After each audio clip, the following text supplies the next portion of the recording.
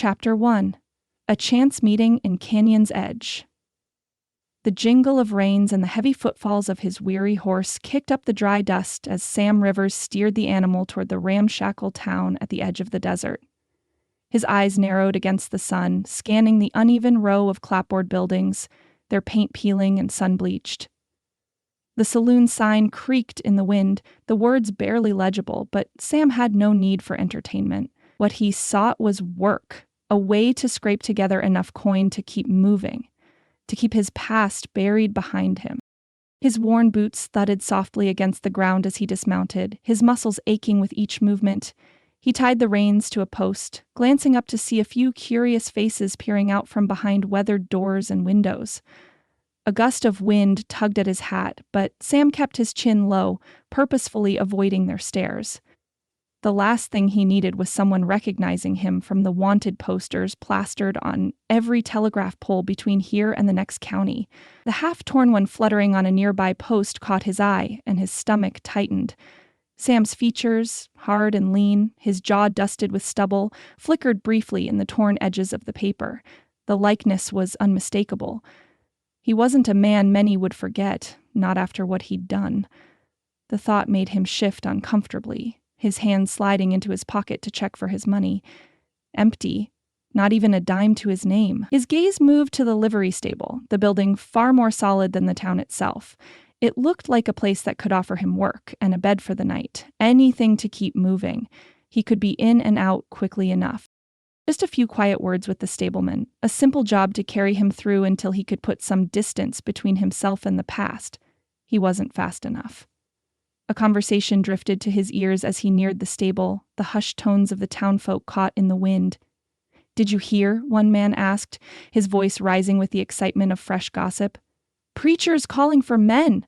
A whole wagon train to escort, and bad things are happening on the trail. Bandits, they say, just beyond Canyon's Edge," another voice added. "He's asking for anyone capable of protecting his flock.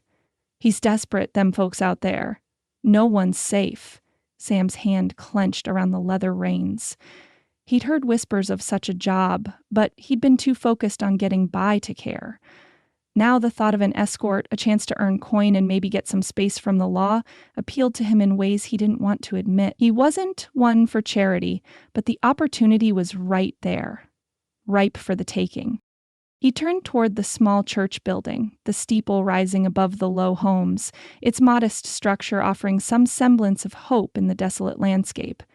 The bell tolled faintly, signaling that the preacher was gathering his people. Sam moved toward it, eyes darting over the faces of the townspeople. They didn't know him, or if they did, they weren't acknowledging it. He liked it that way. The church doors creaked open, and the low murmur of the townsfolk inside mixed with the rustle of papers as Reverend Jonas Brooks addressed the crowd. A handful of settlers stood together, their faces drawn with the weight of worry. A few children clung to their mothers, wide-eyed and uncertain. Reverend Brooks' tall man with graying hair and a long black coat that didn't quite fit the harsh desert, spoke with a voice that carried both authority and concern. His words were clipped but firm, the sharp edge of a man who had lived through the unforgiving frontier. "We've been blessed with opportunity," he said, holding a weathered map in his hand, "but it is not without risk. The journey ahead is dangerous. Bandits plague the trail, and we need men who can keep us safe. I cannot do this alone. The Lord provides, but he also calls us to act." Sam lingered by the door, leaning against the frame, his eyes scanning the room. He could feel the weight of the Reverend's words, the desperation hanging in the air. But what really caught his attention was the woman standing just a few feet to the side, quietly distributing flyers to the settlers. Her hair was tucked beneath a modest bonnet, but even from across the room, Sam could see the fine cut of her dress and the poised way she moved.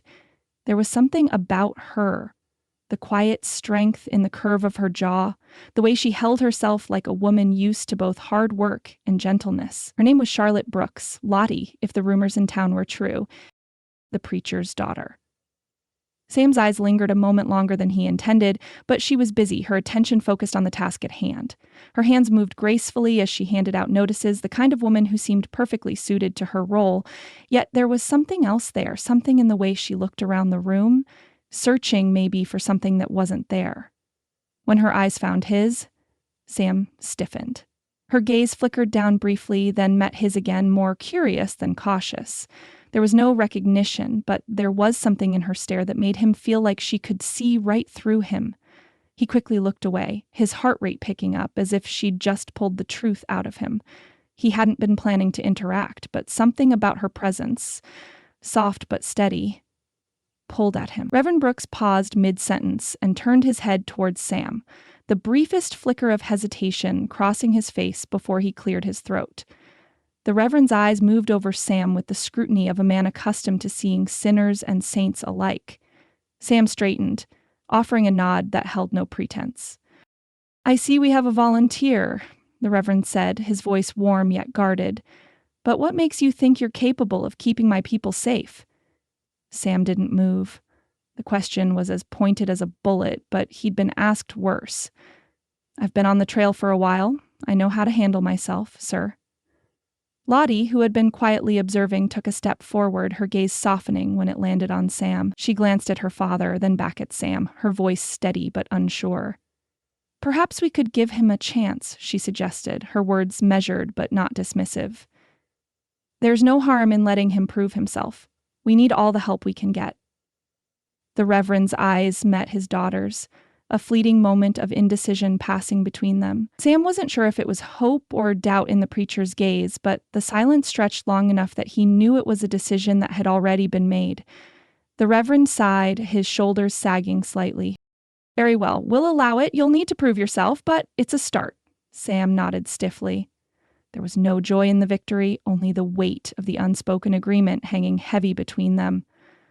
The Reverend turned to address the group again, his voice now more resolute, but Sam's attention remained on the woman, Lottie. He wasn't sure what drew him in, but it was a feeling he couldn't ignore. There was something in her eyes, something unspoken, that made him want to stay longer than he intended. As the meeting began to break up, Lottie lingered by the door for a moment. Her gaze found his again, lingering for a moment too long before she turned and walked away, her steps light but purposeful. Sam watched her go, a mixture of curiosity and caution settling in his chest. There were many things about this journey that were uncertain, but one thing was clear. It was about to get a whole lot more complicated. The Reverend's small quarters, tucked away behind the church, were sparse enough that the weight of his gaze seemed to fill the room. Sam stood near the window, his back to the soft light spilling through the open shutters, hands clasped loosely in front of him.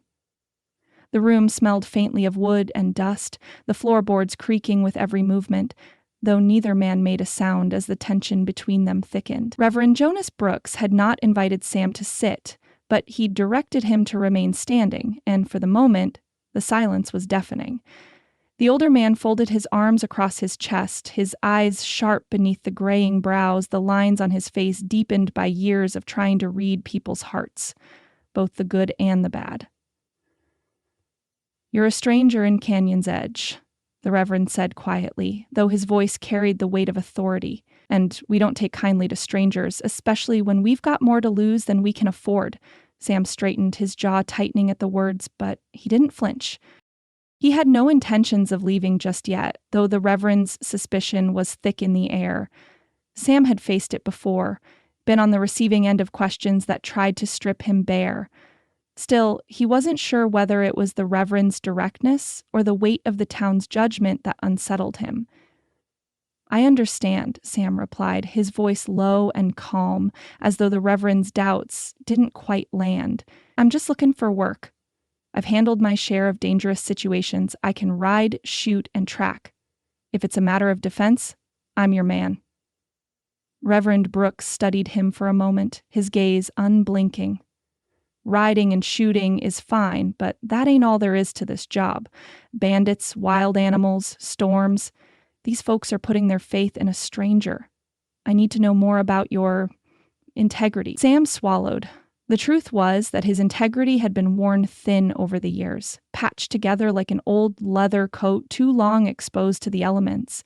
But he didn't need to tell the Reverend that. No, he wasn't here to dig into his past. He was here for a clean slate. He looked the Reverend in the eye, refusing to lower his gaze. "I've been around," he said simply, his words clipped. "Moved from one place to the next, never stayed long enough to leave a name behind." The Reverend's lips pressed into a thin line, a flicker of suspicion crossing his face. He hadn't missed the way Sam's eyes darted briefly when the question of his past came up, but he didn't push it further. He had his own pride, and sometimes he could read people the way he read scripture, through the quiet spaces between words. "You'll have to prove yourself," Reverend Brooks said, his voice firm. "A man's past is often the best judge of his future. If you're lying about who you are, I'll know. And if you can't protect my people, I'll send you packing before the first sunrise." Sam nodded, his posture stiffening but his resolve unwavering. "I'll prove it," he said, the weight of his words hanging heavy in the space between them. "I'm not here to make enemies, I just need to get to the next town, and if you need someone to help get you there, I'm your man." The Reverend seemed to study him for another long moment before he sighed, a sound filled with both resignation and reluctant agreement. "Fine. You're hired, on a trial basis. You'll help us gather supplies for the journey, scout ahead, and keep an eye on the wagons. But make no mistake, if you fail me or my people, I won't hesitate to send you away." Sam didn't flinch at the threat. "Understood." The Reverend glanced over at his daughter, who had been standing quietly in the corner watching the exchange from the shadows. Her presence had been felt, but unspoken, a quiet, almost tentative force. She had said little, but Sam could feel her eyes on him, searching for something he couldn't give. It was as if she were weighing him, not just for what he could do, but for who he might become. Lottie finally stepped forward, a slight frown furrowing her brow. "Father," she said, her voice soft yet firm, "do you really think he's the one to lead us through this? We can't afford to make mistakes." Her gaze flickered to Sam briefly, her expression unreadable. "I understand your need for help, but we don't know him." The Reverend turned to face her, his gaze softened by years of fatherly protection, though his words held weight. "We've no choice. If he can keep us safe, we'll have to trust him." Sam shifted uncomfortably at the exchange, suddenly aware of how the woman, the preacher's daughter, was taking in every moment. There was no denying that her opinion mattered. She was more than just a quiet observer. She was an integral part of the people they all depended on. Lottie's gaze softened just for a moment as she met Sam's eyes. There was an understanding there, something unsaid, but it made his chest tighten. For a heartbeat, he felt something stir deep inside him, a sense of longing or guilt, he couldn't say. Her scrutiny had a quiet power, and Sam couldn't ignore how it made him feel like he was under a different kind of examination. But before he could give it more thought, the Reverend cleared his throat, his voice breaking the stillness. "You'll start tomorrow. We leave in 2 days at dawn. You'll help with the preparations, and we'll see how you fare." Sam nodded. He didn't have time for anything else. It was a fragile arrangement, an agreement based on promises neither party could fully trust. But for now, it was enough. As he turned to leave, Lottie's gaze lingered on his back. She didn't say a word, but Sam could feel it, the weight of her judgment, perhaps a question unspoken or a flicker of uncertainty in her quiet demeanor. The door closed behind him with a soft click, and Sam stepped back into the dusty sunlight, the sense of impending change pressing against his chest. The journey ahead would test them all, but for now, it was a path he had no choice but to walk. And somewhere in the quiet of the church, Lottie watched him go, her thoughts clouded by a quiet unease, though she wasn't sure what it meant yet. But the journey had begun, and they were all bound by something bigger than the road ahead. Chapter 2: Setting Out on the Open Trail. The creak of wooden wheels and the clatter of hooves on the hard, packed dirt filled the morning air as the settlers prepared to leave. The first faint streaks of dawn colored the horizon, a pale pink light spilling over the distant hills, casting long shadows across the sleepy town. It was a time of transition, the end of one chapter and the beginning of another. The town of Canyon's Edge, now fading behind them, would be little more than a memory in a few short hours. Ahead, the open trail waited, both a promise and a challenge. Sam stood near the rear of the wagons, his back stiff as he surveyed the scene unfolding before him. The Reverend was talking to the settlers, his voice low but steady, offering words of comfort and encouragement. Beside him, Lottie moved with quiet efficiency, directing families into their wagons and checking that the supplies were properly secured. Sam noticed how the women clung to Lottie for guidance, how she made sure every last detail was accounted for. There was something soothing in her presence, something that spoke of quiet strength. He couldn't deny that the sight of her moving through the crowd, her eyes focused on her work, drew him in. "Let us bow our heads," Reverend Brooks said, his voice carrying over the rustle of activity. The settlers paused, heads lowering as he offered a brief but earnest prayer for their safety on the road ahead. Sam stood a little apart from the group, his hands shoved into his coat pockets, feeling the weight of the Reverend's words despite himself. He hadn't prayed in years, hadn't felt the need for such things. But there was something about this moment, about the quiet hope in the Reverend's voice, that made him pause and listen. When the prayer ended, the Reverend turned to him. His eyes were cautious but not unkind. "You're certain you can handle the trail?" the Reverend asked, his voice low but sharp, a man's attempt to probe beneath the surface. Sam nodded, his jaw set. "I've ridden through worse." Jed Mason, the scout who had been keeping to himself at the edge of the group, stepped forward, a hard-eyed man, his face weathered and lined from years of life on the move. He took Sam's measure with a glance, then gave him a curt nod. "You've got guts if you think you can keep up," Jed muttered, his tone both a challenge and a warning. "But the trail ahead ain't like any place you've seen. Rough terrain, high winds, the possibility of bandits. It'll test you."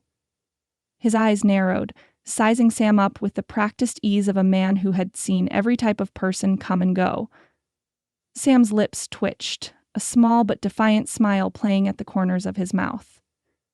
"I've handled my fair share of tough situations. I won't be the one slowing you down."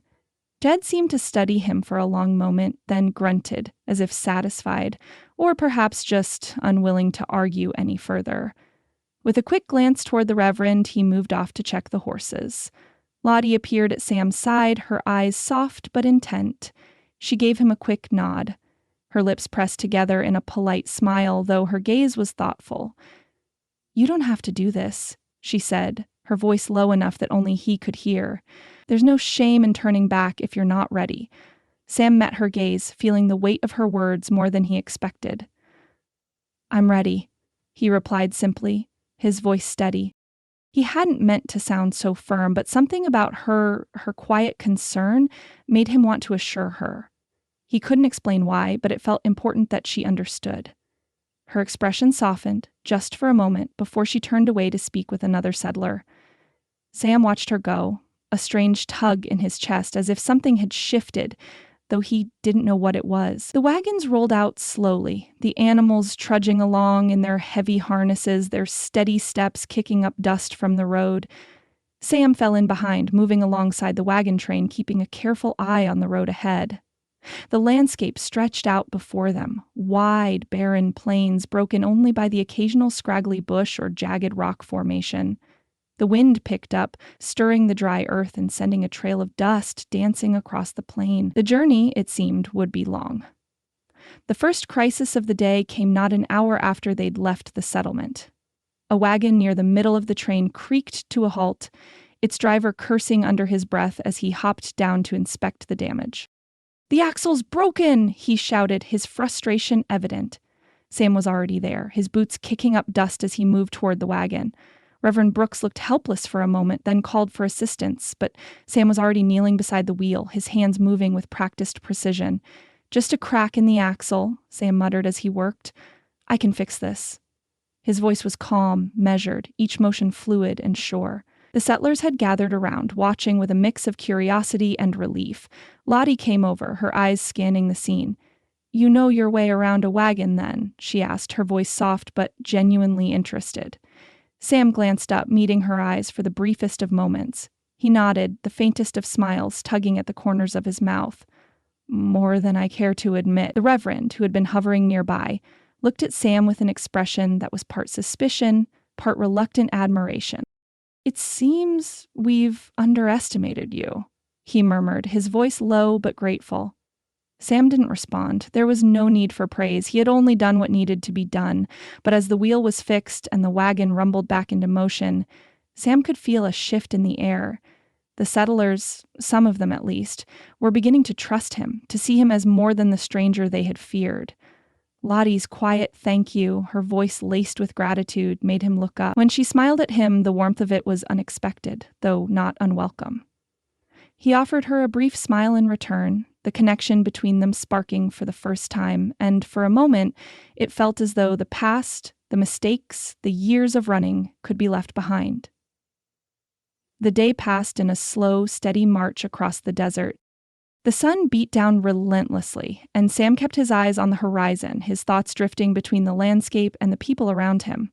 They were a motley group, these settlers, each carrying their own burdens and dreams. But as the day wore on, he began to notice the small, quiet moments that made them more than just faces in a crowd. When evening came, they made camp at the edge of a shallow creek, its waters glistening faintly under the setting sun. The wagons were circled, the cattle huddled in the center, and the smell of beans and roasted meat filled the air.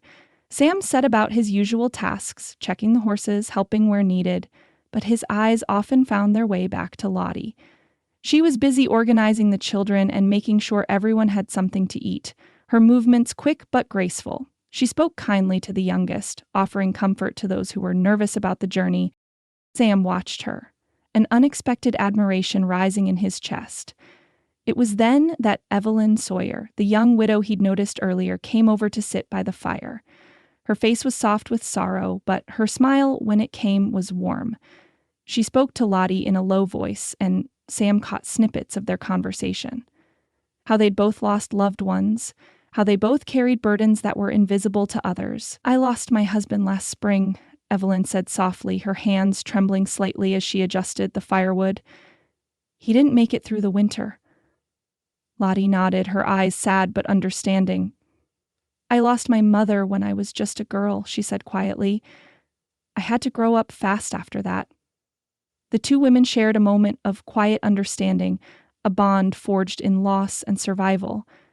Sam couldn't help but feel the tug of their connection, the quiet strength they shared. There was something undeniably powerful in the way they spoke of their pain without bitterness, in the way they carried it with grace. As the conversation died down, Lottie stood and her eyes found Sam's. The warmth in her gaze made him pause, his breath catching for a moment. He didn't know what it was, an unspoken question, a shared understanding. But there was something between them now, something that neither of them could ignore. "I'm glad you're here," Lottie said simply, her words almost lost in the night air. Sam didn't speak, but the sincerity in her voice settled deep in his chest, a promise that perhaps the journey ahead wasn't just about survival. Perhaps it was about finding something more. Night fell, the stars stretching out above them like a blanket of endless possibilities, but as the fire flickered and the soft murmur of conversation carried on, Sam knew that this was just the beginning. The real dangers lay ahead, and with them, the chance for something new, something worth fighting for. Chapter 3. Proving His Worth. The first light of dawn spread across the horizon, bathing the desert in shades of gold and amber. The wagons creaked as they began to roll, their wheels turning against the cracked earth, the livestock grumbling softly as the settlers shook off the remnants of sleep. Sam stood at the rear of the train, his eyes scanning the open plains ahead, his senses alert to every shift in the wind, every rustle of the brush. Something in the air felt wrong, too quiet, too still.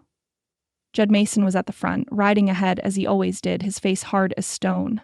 Sam could see the scout's posture was tense, his eyes darting back and forth over the trail as if he too sensed something lurking in the distance.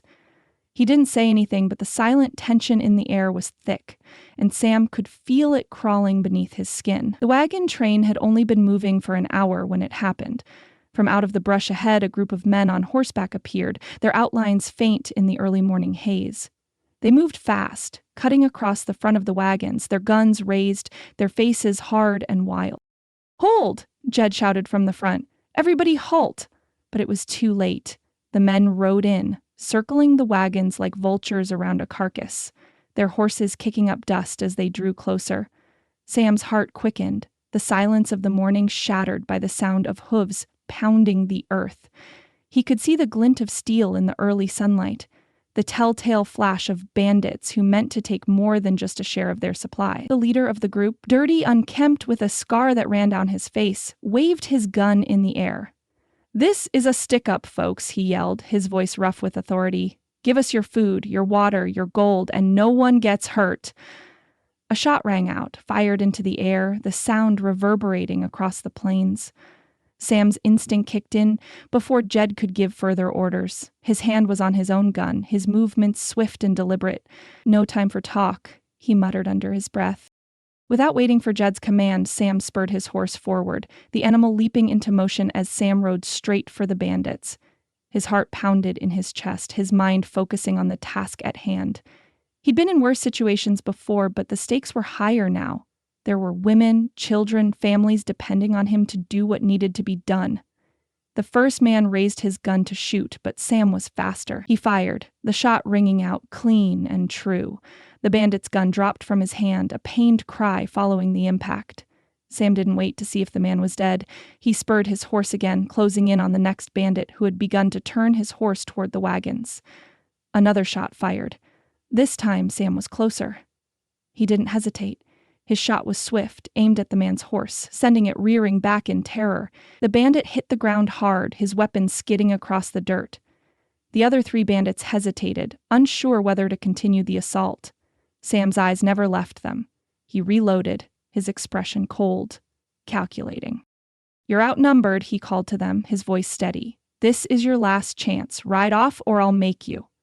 The leader of the group hesitated, glancing around at his men, but he saw the resolve in Sam's eyes, the way his hands were steady on his gun, and he knew this wasn't a fight he was going to win. With a muttered curse, he turned his horse and spurred it into a gallop, his companions following behind him in retreat. Sam watched them go, his chest rising and falling with the rush of adrenaline. He didn't lower his gun until they were out of sight, their horses kicking up a cloud of dust as they disappeared into the horizon. Behind him, the wagons began to move again, the settlers murmuring among themselves, their fear giving way to awe. Sam turned his horse, his eyes landing on Lottie, who had stepped forward from the crowd, her face pale with concern but filled with quiet admiration. Her gaze met his for a brief moment, and something passed between them, something that made his chest tighten in an unexpected way. Reverend Brooks rode up beside him, his eyes dark with both gratitude and skepticism. "I told you to wait for instructions," the Reverend said, his tone sharp, though there was a flicker of respect beneath it. "You acted without thinking," Sam nodded, a small, grim smile on his lips. "I wasn't about to let them take what's not theirs." "Still, it could have been worse," the Reverend said. "Next time, you follow my lead or we'll have words."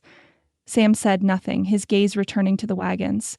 The settlers were still murmuring, some of them looking at him with a mix of admiration and something else, something he wasn't sure he wanted to see, but he couldn't help but feel a small sense of satisfaction. He had proven himself, at least for now.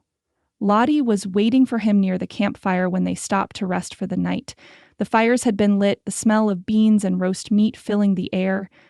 The settlers were settling in, making camp, but Sam couldn't help but notice how Lottie's gaze followed him as he dismounted from his horse. She moved toward him, her steps quick but careful, her brow furrowed with concern. "Are you hurt?" she asked, her voice soft but urgent. Sam shook his head. "Just a graze," he said, pulling up his sleeve to reveal the thin line of blood on his arm. It wasn't much, barely enough to make him flinch, but he could see the worry in her eyes. She reached out, her fingers gentle as they dabbed at the wound with a cloth she'd wet with water. The touch was light, careful, and it sent an unexpected warmth through Sam's chest. "I'm fine," he said, his voice quieter than he intended. He looked down at her, noticing for the first time how close they were, the faint smell of lavender drifting from her hair. For a moment, neither of them spoke. There was an intimacy in the act of her caring for him that made something stir deep inside him, a longing he wasn't ready to acknowledge. "Thank you," she said, her voice barely above a whisper as she finished tending to the wound. She looked up at him, her eyes soft but filled with something else, something he couldn't quite place. "I didn't think you'd act so quickly." Sam gave her a half smile, feeling the tension in his chest loosen just a bit. don't stand by when people are in danger." Lottie hesitated for a moment, her fingers brushing against his hand as she pulled back. "I'm glad you're here," she said quietly, the sincerity in her voice making Sam's heart beat a little faster. Before he could say anything in return, Jed appeared at the edge of the firelight, his eyes dark with irritation. "You took a risk, Rivers," he said, his voice hard, his eyes narrowing with barely concealed distrust. "Could have gotten us all killed." Sam turned to him, his patience thinning. "We're still here, aren't we?" Jed didn't respond, but the tension between them was palpable, a crackling charge that neither man was willing to ignore. Lottie stepped between them, her gaze sharp and determined. "Let's not make this harder than it already is," she said, her voice cool but firm. "We've got enough to worry about." Sam watched as she returned to the fire, the moment of connection between them fading into the background. But something had shifted. He knew it, and she knew it too. There was a bond forming, one that neither of them could ignore. And as night settled over the wagon train, the dangers ahead felt more real than ever. But with every challenge they faced, Sam felt something else growing. Something he couldn't quite put into words. It was something between him and Lottie. Something quiet, fragile, but undeniable. And it made the road ahead feel a little less lonely. Chapter 4. Evening Celebrations and Growing Trust. The evening settled quietly over the camp as the last of the day's heat faded into the cool night air. The crackling of the fire filled the silence as the wagons were circled, forming a protective wall around the small gathering. The sounds of cattle lowing softly and children's laughter added to the sense of community that had begun to bloom, despite the treacherous journey that still lay ahead. The settlers, weary from the trials of the day, gathered around the fire, their faces flickering in the warm light. Sam sat slightly apart, his back leaning against the wheel of a nearby wagon, his eyes fixed on the fire. He had done his part today, defending the wagon train from the bandits, but he didn't expect thanks. He didn't need them.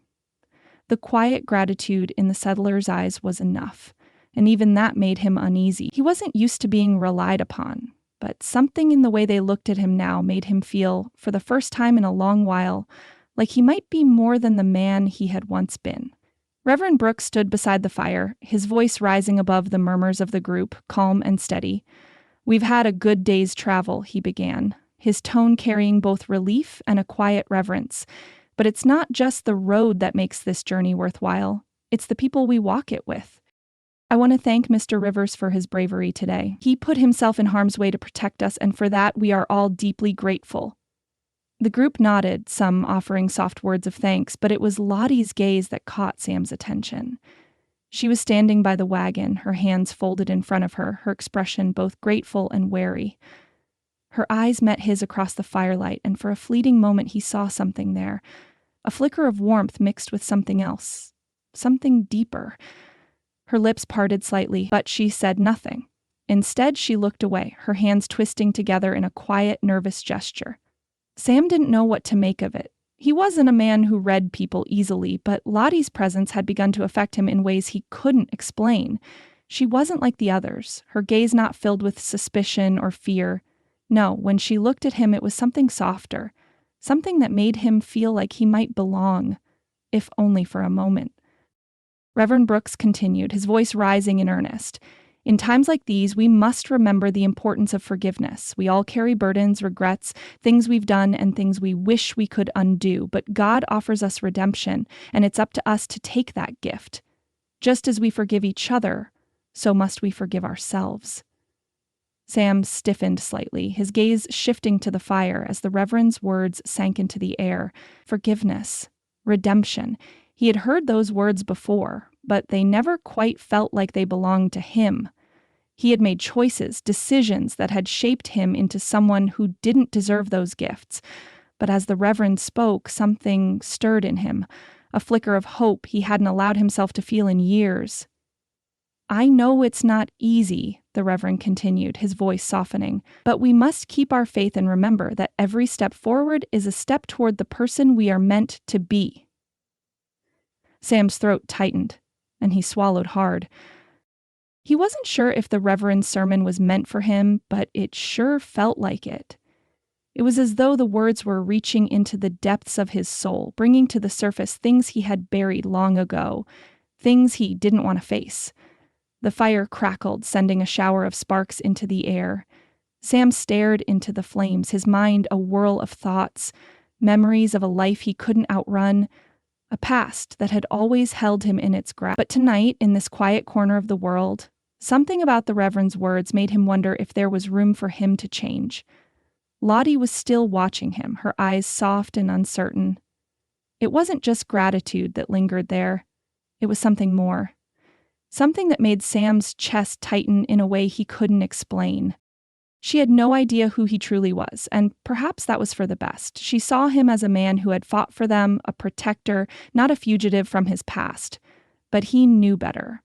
He knew that the moment she truly saw him for who he was, she might never look at him the same way again. The Reverend's voice cut through his thoughts. Let us all take a moment to reflect on what we've learned today, on the trust we place in one another, and on the path that lies ahead. May we continue to walk it together with faith in our hearts.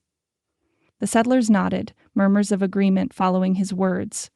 Sam remained silent, his eyes still on the fire, his mind drifting far from the present moment. He had proven himself today, but what of tomorrow? What of the danger that still loomed, the uncertainty that seemed to follow him no matter where he went? He felt Lottie's gaze once more, stronger this time, like a thread pulling him toward her. Slowly, almost hesitantly, he met her eyes across the fire, and for the briefest of moments he saw a flicker of understanding there, a quiet bond that neither of them had yet named, but both of them could feel. The moment passed and she looked away, her attention returning to the group. But Sam couldn't shake the feeling that something had shifted between them. Something unspoken, but undeniable. Thank you, Sam, Lottie said quietly, her voice carrying just enough for him to hear over the hum of the camp. She didn't look at him directly, but the sincerity in her words made his chest tighten. For what you did today. We're all safer because of you. He nodded, his lips pressing into a thin line. Just doing my part, he said, his voice low, rougher than he intended. He didn't know what else to say. She didn't need to know that he hadn't done it for the thanks or for any sense of honor. He had done it because he couldn't stand the thought of someone else getting hurt, because it was the right thing to do, even if it felt foreign.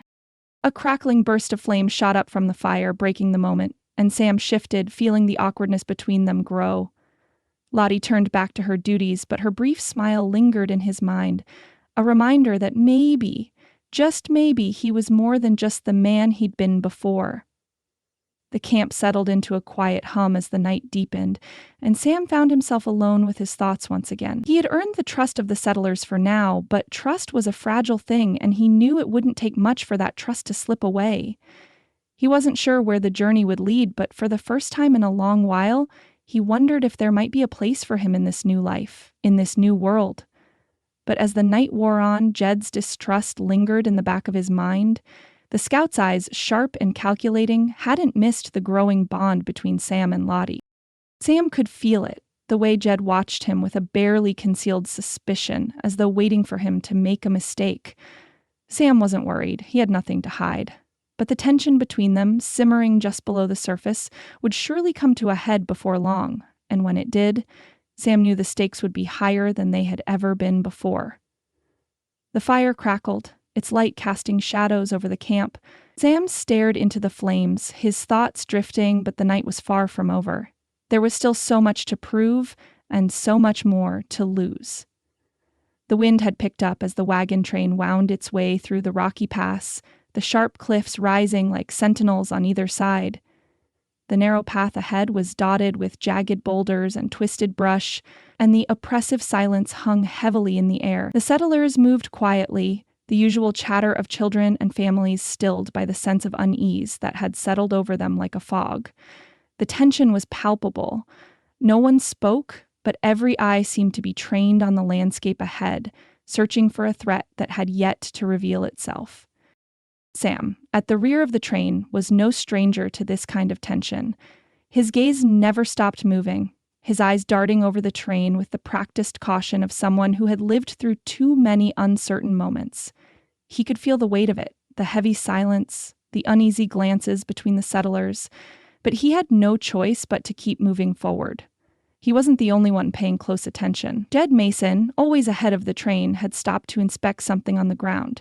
Sam caught sight of him bending down near a set of fresh tracks, his face hard as stone. "What is it, Jed?" Sam called out, his voice low but carrying. Jed didn't look up right away, but when he did, his eyes were narrowed, suspicious. "Tracks," he muttered, his voice gruff. "Fresh ones, and not from any animal." Sam rode over, squinting at the prints in the dust. The tracks were clear, too distinct to be anything other than human, and they were following the wagon train.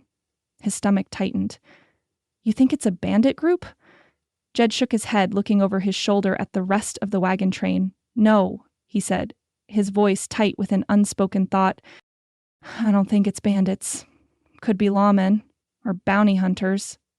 Sam's chest tightened at the mention of bounty hunters. His mind flashed back to the wanted posters that haunted him, always lurking in the background, a reminder of the man he used to be. He clenched his jaw, forcing the thoughts away. "I don't know what it is," Jed said, his voice lowering to a conspiratorial tone, "but someone's been following us, and it isn't a coincidence. I'm going to make sure it doesn't get any closer." His eyes narrowed, and Sam knew Jed's suspicions were already turning into certainty. The scout had a sharp instinct, and right now, that instinct was focused on Sam. "Jed," Sam said, his voice low and steady, "you don't need to worry about it. You just keep your eyes on the road, and I'll take care of anything that comes our way."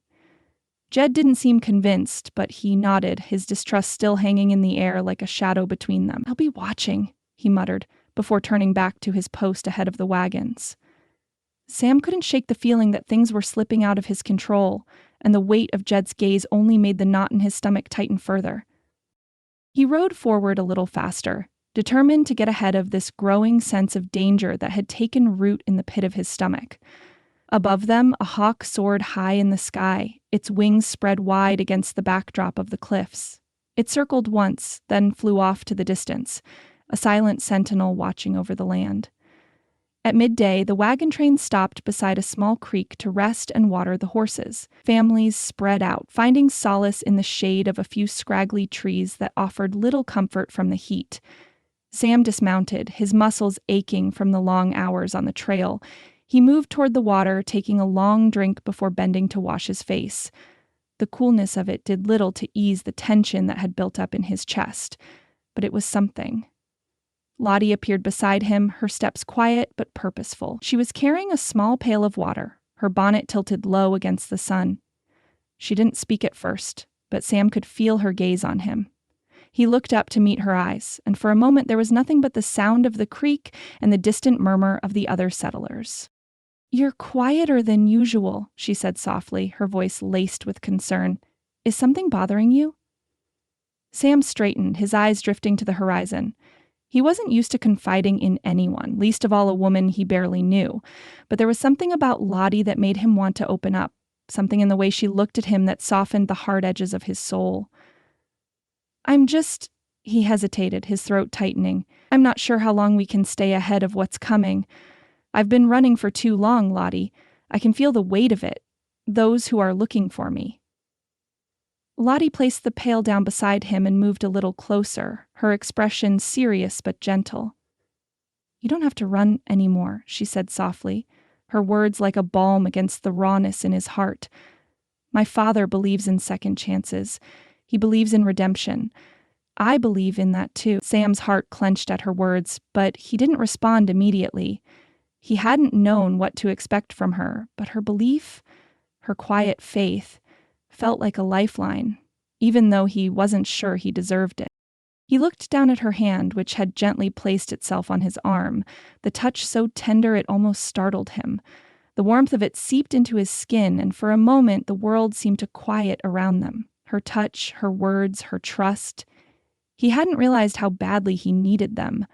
Before he could say anything, a shout broke through the moment, and Sam tensed, pulling away. Jed's voice carried over from across the camp, sharp and urgent. "Sam?" Jed called. "We've got a problem." Sam's heart lurched, and Lottie stepped back, her face clouding with worry. "What is it?" Sam didn't answer. He was already moving toward Jed, his mind racing. The sense of danger was becoming impossible to ignore now. The threat wasn't just an unseen presence. It was real, it was closing in, and it was about to collide with the fragile peace they had managed to carve out on this journey. That evening, after the sun had set and the camp settled into an uneasy quiet, Lottie found herself sitting beside the fire, her thoughts a whirlwind. She had seen the way Sam had tensed when he spoke of running, of the shadow of his past that he couldn't outrun. And she had seen the brief flicker of something else in his eyes when they'd spoken earlier. Something raw, something vulnerable that made her chest tighten. She didn't know all the details of his past, but there was a part of her that believed he deserved a chance to build a new life. And yet, her mind kept drifting back to the conversation she'd had with Evelyn earlier in the day. Evelyn had pulled her aside, her voice low and concerned. "Lottie, you have to be careful," she had said. "Jed's not the only one watching him. People are talking, and Sam's past, well, it's not something that can just be forgotten. Those wanted posters, they're real."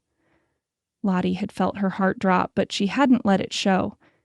"He's not the man he used to be," she had said firmly. "People change, and I believe in second chances."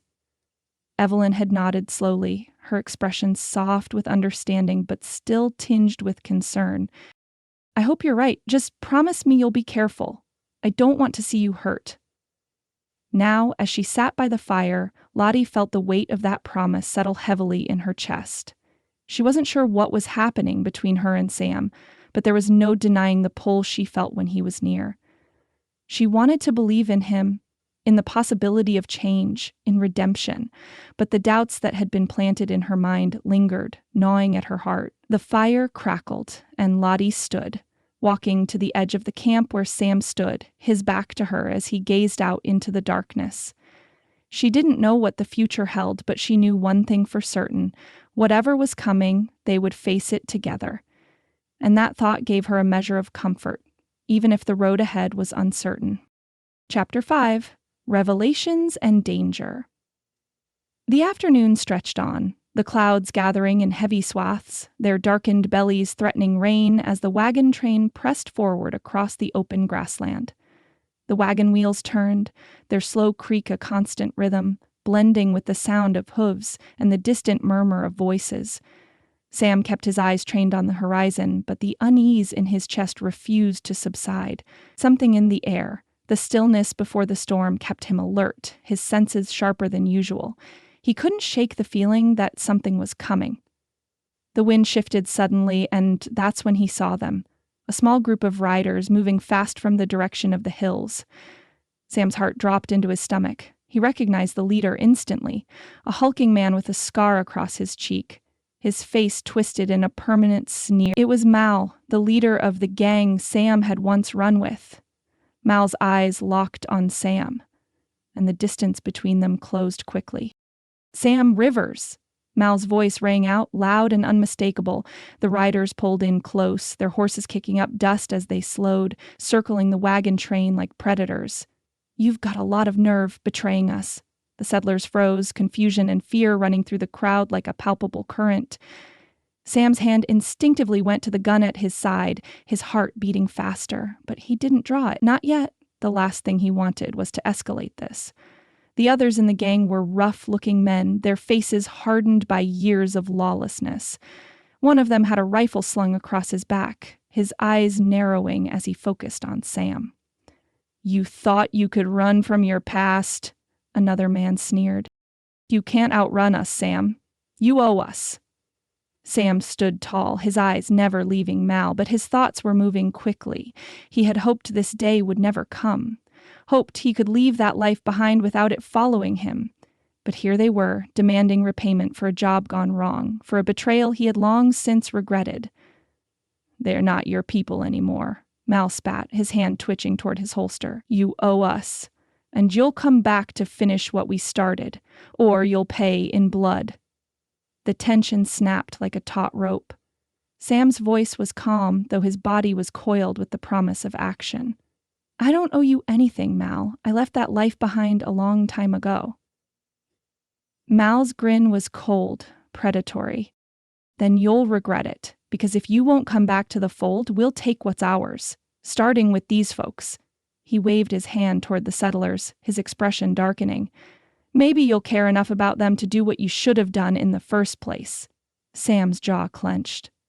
The thought of the gang hurting these people, these innocent families, was enough to make his blood boil. He wasn't going to let them terrorize the wagon train. You can't have them, Sam said, his voice low but fierce. He slowly unsnapped the holster, his fingers brushing the cold metal of his revolver. He was calm, precise, his every muscle taut with the weight of the decision. I won't let you hurt anyone. Mal's grin faltered, and his hand hovered over his own gun. The air between them thickened with tension, a dangerous game of wills. Sam's fingers tightened on the grip of his gun, but he didn't pull it, not yet. One of the other outlaws made a move, his hand jerking toward his rifle. Before he could raise it, Sam's shot rang out. The outlaw's rifle flew from his hands, the shot perfectly placed. The sound of the gunfire was sharp in the still air, and the group of outlaws jerked back in shock. Move away from them, now, Sam commanded, his voice low and steady but full of authority. The other outlaws hesitated, but Mal was still glaring at him, his hand trembling over his own gun. You think you can stop us? Mal barked, but his voice held a flicker of uncertainty. You'll pay for this, Rivers. Sam didn't wait for him to make the first move. He fired again, just a warning shot. The gang, seeing that Sam wasn't backing down, seemed to come to the same conclusion. They turned their horses and rode off, their hooves pounding the earth as they retreated, throwing glances over their shoulders. Sam's breath slowed as he watched them disappear into the distance. He knew it wasn't over, but for now, they were safe. The settlers, who had been watching the exchange in stunned silence, now began to move. A murmur of relief spread through the group as the wagons slowly started to move again, the tension slowly easing, though the air still buzzed with fear. Lottie, who had been watching from a distance, made her way over to Sam. Her eyes were wide, her expression a mix of concern and awe. You didn't hesitate, she said quietly, her voice trembling just slightly. Sam wiped his hand across his brow, his heart still racing. He hadn't wanted to fight, hadn't wanted to bring danger to these people, but he had no choice. They weren't going to leave us alone, he muttered, his voice rough. I had to protect them. Lottie nodded, though there was something more in her gaze. It wasn't just gratitude, it was something deeper, something unspoken, a bond that had formed between them under duress. The day's journey continued, but the air remained thick with unease. The wagon train had stopped for the night, but the settlers' peace had been shattered. The threat of Sam's past loomed over them, and even though they were safe for now, no one could forget the danger that had just passed through their midst. As the camp settled down, Lottie couldn't shake the worry in her chest. She found herself walking over to where Sam was sitting alone by the fire, his figure outlined in the dim light. His eyes were distant, focused on the flames, but when he saw her approach, he looked up, his expression guarded. She hesitated for a moment, unsure of what to say, but finally spoke, her voice soft. Sam, why didn't you tell me about them? About your past? He didn't answer right away. His eyes dropped to the fire, and he seemed to wrestle with his thoughts before finally speaking.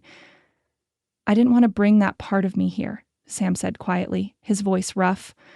I thought I could leave it all behind, but they're still following me, Lottie. They won't let me go. Lottie knelt beside him, her heart aching for the weight of the past he carried. She reached out, placing her hand gently on his arm. You don't have to face this alone, she said softly. We're here. And my father, he believes in redemption. He believes you can change. Sam's gaze met hers, and for a moment there was no hiding the vulnerability in his eyes. He had lived a life that had taught him to expect nothing good, to trust no one. But in that moment, with Lottie's hand on his arm, he saw something different. A chance for the first time in years to believe that maybe he could change, that maybe this time he could have something more. Before he could speak, a flash of lightning lit up the sky, followed by a sudden burst of wind. The horses nearby shifted, spooked by the storm rolling in, and Sam immediately stood, his protective instincts kicking in. Stay here, he said quickly, but Lottie's hand tightened on his arm. I'm not afraid, she said, her voice steady despite the storm. I trust you. And just like that, Sam felt something shift between them. She wasn't afraid of him. She didn't recoil from his past. She believed in him. The sound of horses snorting and hooves pounding on the ground brought Sam back to the present. With a deep breath, he pulled away, moving quickly toward the horses to calm them. Lottie stood in the rain watching him, her heart heavy with the weight of all that had been said and unsaid between them.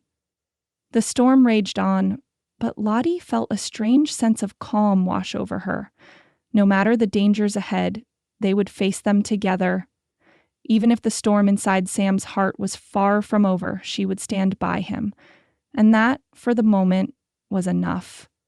But the shadows of his past still loomed large. The outlaws would return, and when they did, everything they had worked for would be at stake. Chapter 6: Suspicion and Sacrifice. The morning after the storm arrived on a canvas of gray clouds and a soggy, muddy landscape.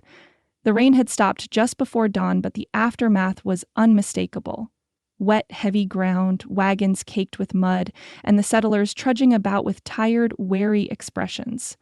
It was a weary, gray day that followed a night full of whispered fears and anxious glances.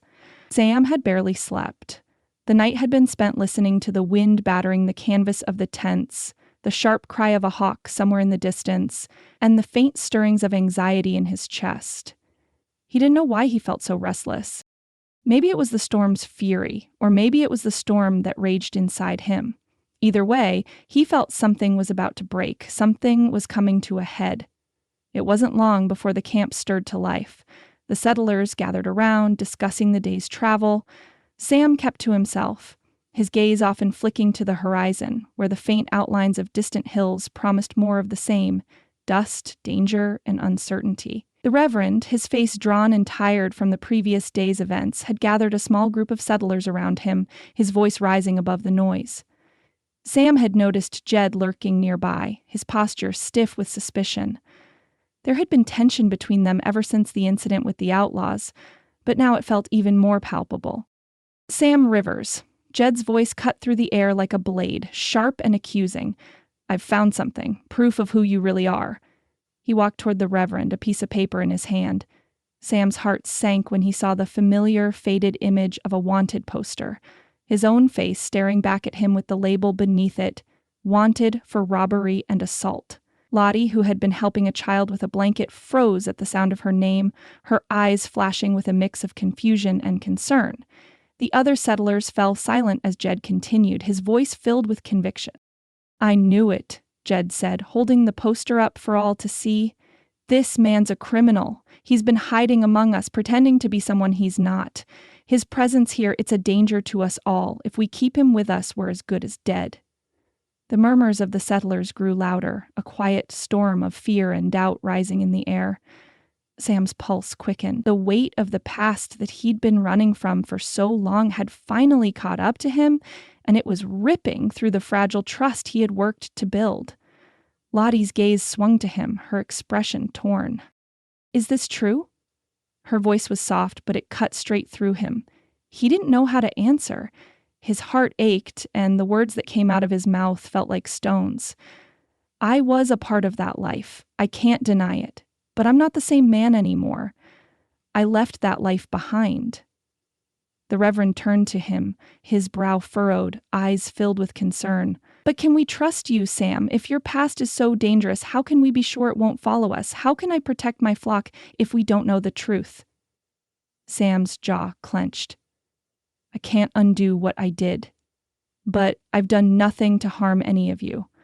I've kept my word." Lottie stepped forward, her voice rising above the murmurs. "He's kept us safe. He protected us from bandits, and he's worked hard to help us. That should count for something." But there were those who didn't share her faith. Some of the women looked away, their expressions hardening as they whispered among themselves. Evelyn, who had supported Sam in the past, now looked at him with wariness in her eyes. Jed glared at Sam. "It's too risky. He's nothing but trouble, and if we don't get rid of him now, we'll all pay the price." The Reverend hesitated. His voice was steady, but the doubt in his eyes was clear. "We cannot risk the safety of everyone here, Sam. If you want to stay, you must be completely transparent. We cannot have any more secrets. And if there's a chance that you bring danger, you must leave, for the good of the group." Sam's chest tightened. The pain in his heart was sharp. but there was no way out now. His past would always follow him, no matter how far he ran. Lottie's voice, full of resolve, broke through the tension. "You're asking him to choose between us and his past," she said softly, her gaze steady on the Reverend. "We have to trust that people can change, otherwise what are we doing here?" But the Reverend was resolute. "It's not just about trust, Lottie. It's about survival." Sam's mind spun, torn between the weight of his past and the future he had been trying to build. He had to leave. It was the only way to protect them, to ensure they wouldn't suffer because of the mistakes he had made. By midday, Sam had slipped away from the camp, his mind made up. He had scouted ahead, checking for any danger, but the weight of the marshal's approach hung over him like a shadow. Marshal Davies would catch up soon. He was close, and Sam couldn't let him bring that trouble to the wagon train. Sam stopped his horse by a small creek and dismounted, his boots sinking into the wet earth. He reached into his coat and pulled out a piece of paper, scrawling a quick note for Lottie. "Lottie, I can't stay. It's not just about me anymore. It's about the safety of everyone here. I'm going to draw the law away from the wagon train. It's the only way." Sam, he folded the note, his hands trembling slightly, before he tucked it into his saddlebag. He couldn't bear to face her, to tell her the truth. This was the only way. He would leave before she had the chance to stop him. That night, as the camp settled into uneasy silence, the sound of rain began to patter softly on the canvas of the tents. Sam had spent the day preparing, checking the horses, gathering his gear, and making sure everything was ready for the night. He was moving under the cover of darkness, not wanting anyone to notice him leaving. As he packed his things, he caught sight of Lottie standing just outside the firelight, her silhouette stark against the dim light of the flames. Her eyes met his for a long moment, her expression filled with questions, but no words came. She had known. She had sensed his decision. Sam finished his packing quickly, his chest heavy with guilt. He had no other choice. He had to go. Just as he slipped out from under the shelter of the wagon, Lottie was there. She reached out, her voice low and trembling. "Sam, don't leave." He turned, his heart aching, and saw the tears in her eyes. "I have to," he said hoarsely. "It's the only way I can keep you safe." She shook her head, a quiet sob escaping her lips. "Please," she whispered, "don't go. You've changed. You don't have to run anymore." But Sam could see the fear in her eyes, the hesitation. He could feel the weight of her love, but he had to protect her. He couldn't drag her into his past. "I'm not the man you think I am," Sam said, his voice raw. "I'm not who I was, but my past is still there. It's still following me. If I stay, I'll put you all in danger." Lottie took a step forward, her hand reaching for him. "Please," she whispered again, "stay with us. Let me help you." Sam shook his head, pressing the note into her hand. "I'm sorry, Lottie. I can't." With that, he turned and walked into the night, his footsteps heavy on the wet ground. Lottie stood frozen, the note in her hand, her heart breaking as she watched him disappear into the darkness. The next morning, the wagon train awoke to find Sam gone.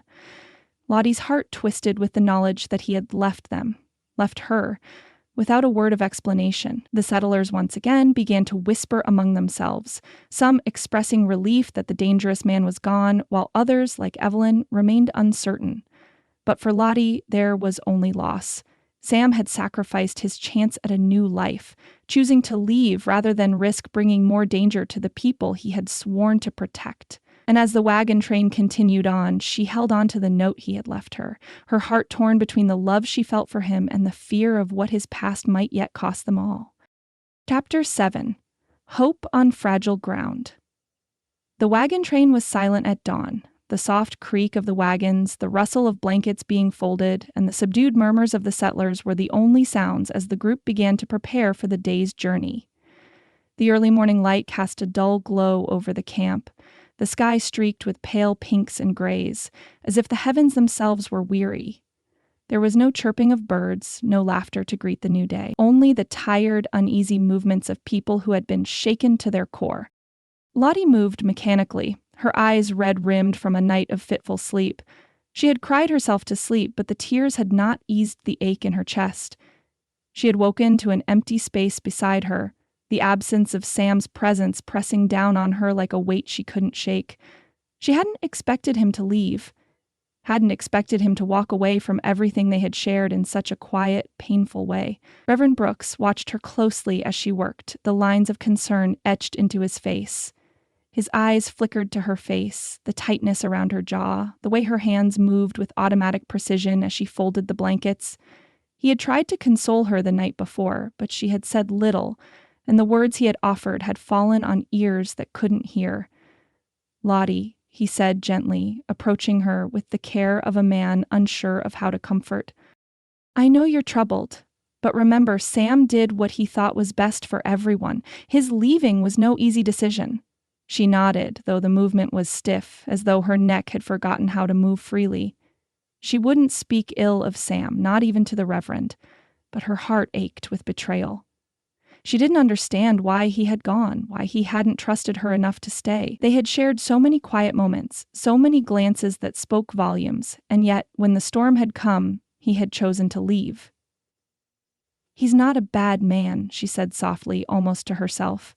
He had to protect us." Reverend Brooks put a hand on her shoulder, a small, fatherly gesture. "And protect you he did. But the world is complicated, Lottie. Sometimes the right thing isn't as clear as we would like it to be." She met his gaze, her own eyes filled with quiet defiance. "I don't think he would ever put anyone in danger." The Reverend nodded slowly, though doubt flickered in his eyes. "It's not always a matter of intention, it's the consequences of the choices we make." Before Lottie could reply, a commotion behind them pulled their attention. Jed Mason was moving toward them, his expression grim as he walked over, clearly agitated. "We've got a problem," he said, his voice low but edged with frustration. "I've been checking the perimeter and we're short-handed. With Sam gone, I'm doing double duty, but we've got no one to scout ahead. This is going to be dangerous." Lottie's heart sank.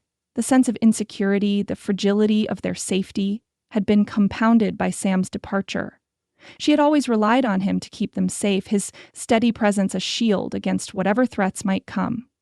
Now, with him gone, there was no one to fill that role, not in the same way.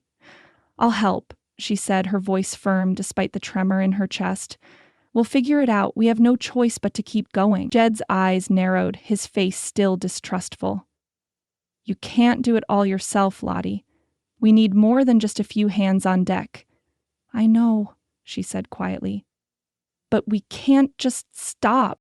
If we do, we'll never get where we need to go. We have to keep moving." With that, the wagons began to roll forward again, the sound of the wheels grinding on the earth a constant reminder of the journey ahead. But as Lottie watched the wagons slowly pull out of camp, she couldn't shake the feeling of uncertainty. Every mile ahead felt like a step deeper into a void where the world they had been building together, Sam, herself, the settlers, was unraveling, thread by thread. The day passed slowly, the tension thickening with each passing mile. The sky remained heavy with clouds, as though it too carried the weight of their uncertainty. As the wagons rumbled forward, Lottie kept a watchful eye on the horizon, her thoughts drifting back to Sam. Where had he gone? What had he been thinking when he slipped away in the dead of night, leaving nothing but a letter? Her mind drifted to the sound of horses' hooves in the distance, the way the sky had looked when Sam had ridden off, the deep, hollow feeling she had gotten when he disappeared into the night. "Riders ahead!" Jed's voice rang out, snapping Lottie from her thoughts. She turned to see him staring out at the ridge to their left, his eyes hard and suspicious. Lottie's heart skipped a beat.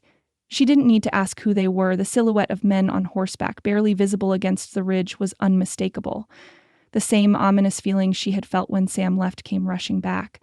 She had known, deep down, that his departure would have consequences, but she hadn't anticipated this. "Marshal Davies," Jed muttered under his breath, his eyes never leaving the figures on the horizon. "I knew it was only a matter of time before he caught up with us." Lottie's stomach dropped. She couldn't look away from the distant riders. She had heard the name of Marshal Davies. Rumors had spread about his relentless pursuit of men like Sam.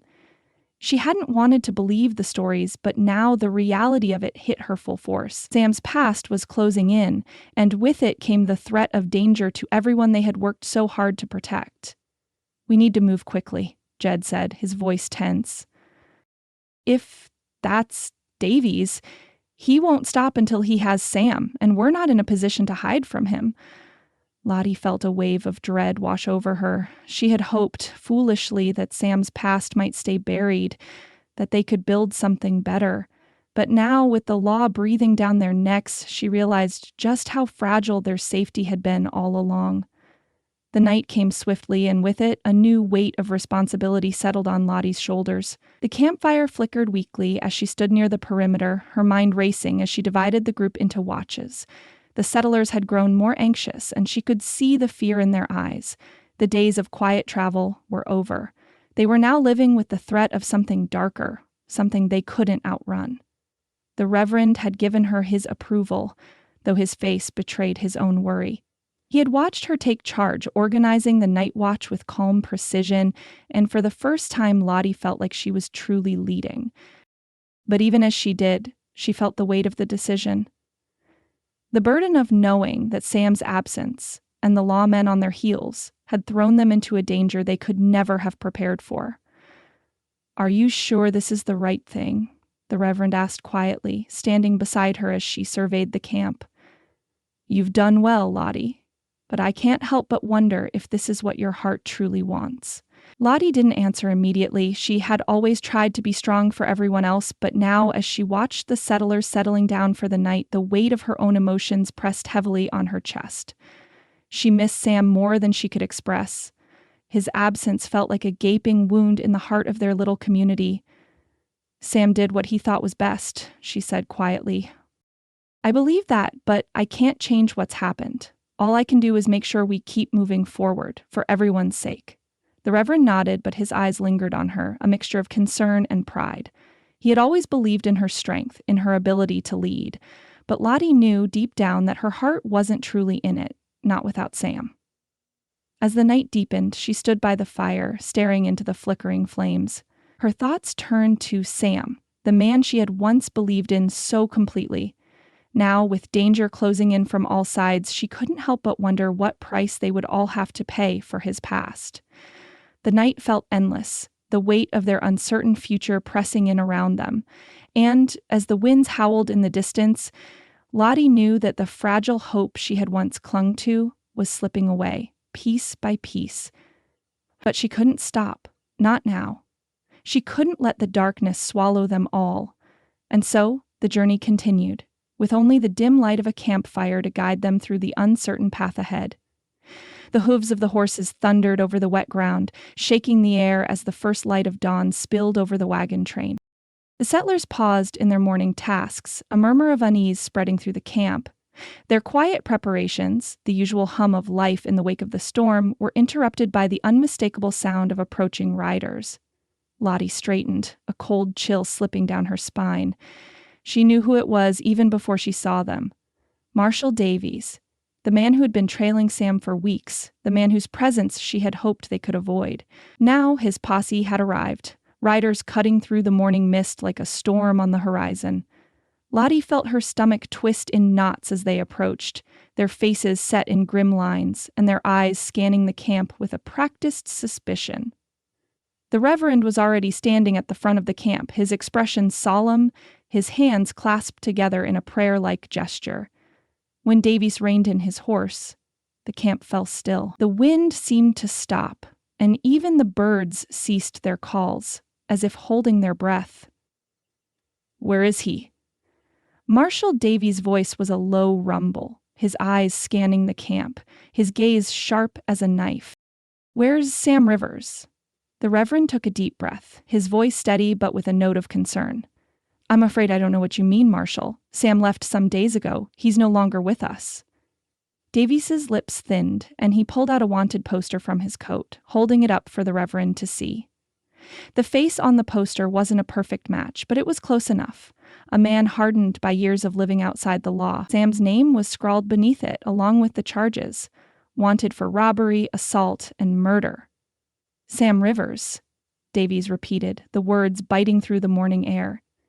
"I have reason to believe he's been traveling with you, and I know he's here. I don't care what you tell me, I want him found."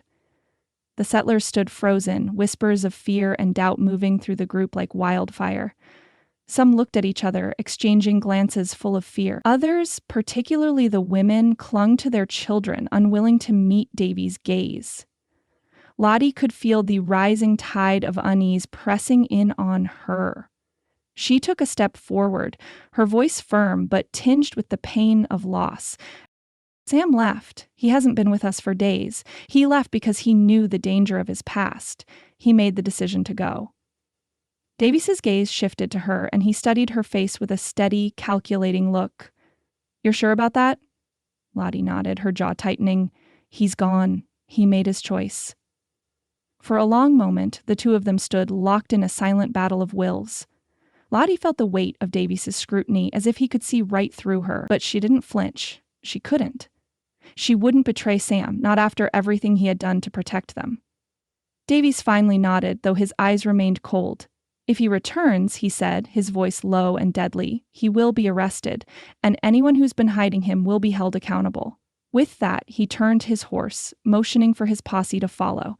The tension in the air was thick, almost suffocating, as they rode off toward the ridge, leaving the camp in an uneasy silence.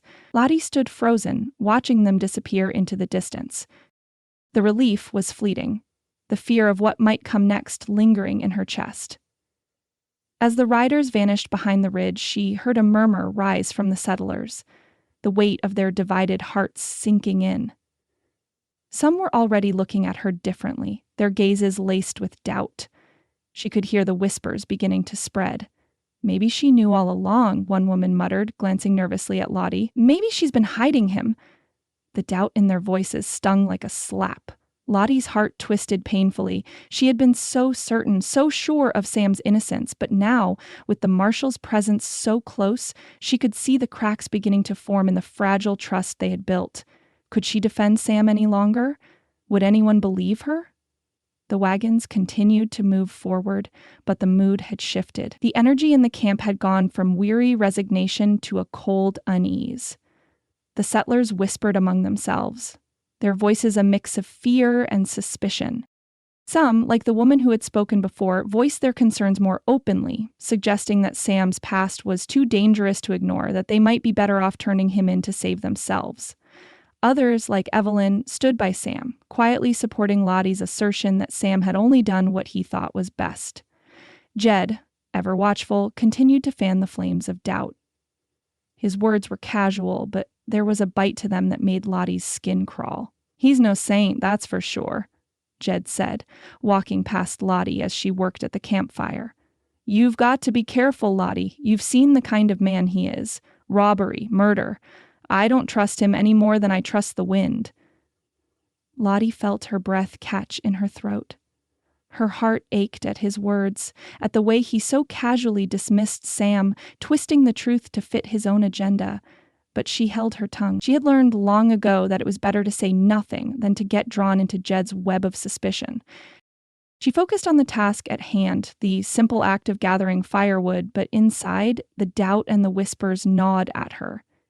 Sam's absence was a wound that couldn't heal, and the threat of Davies's pursuit was a shadow that hung over them all. What would become of them if Sam didn't return? What would become of her? That evening, as the camp settled into uneasy quiet, Lottie sat by the fire, her thoughts racing.